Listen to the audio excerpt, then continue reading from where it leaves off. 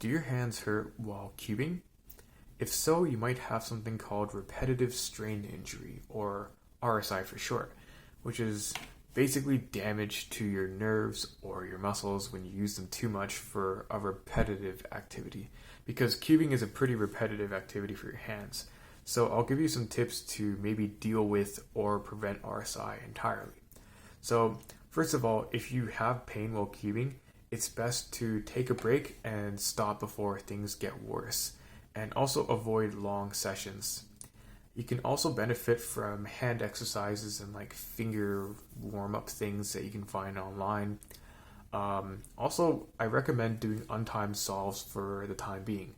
That's because timers encourage you to rush your turning and turn as fast as you can.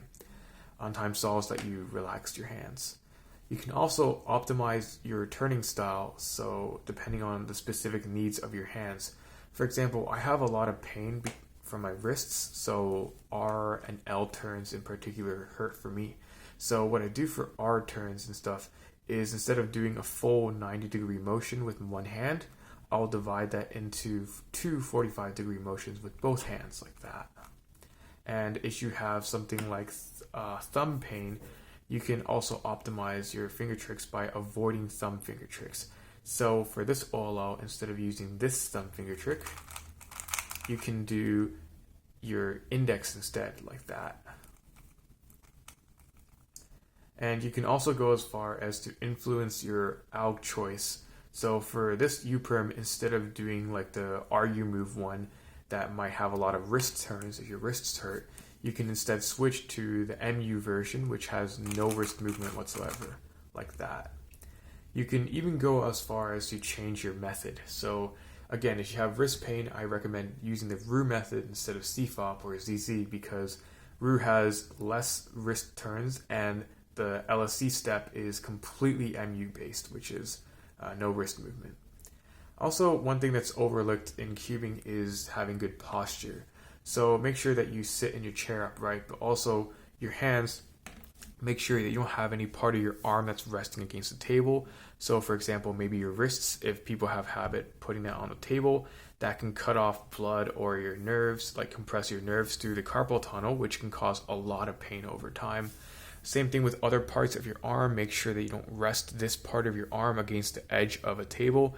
I would recommend holding the cube something like this, where you're not necessarily resting part of your arm here on the table. You can float it. You can even go on top of your lap or something like that. Depends on what's most comfortable for you.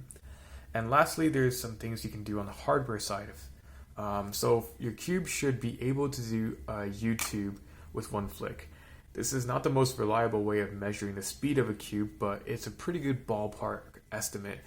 If your cube can only do like one 90-degree turn with one flick like this, that's all it can do, then your cube is way too slow and you need to lube it.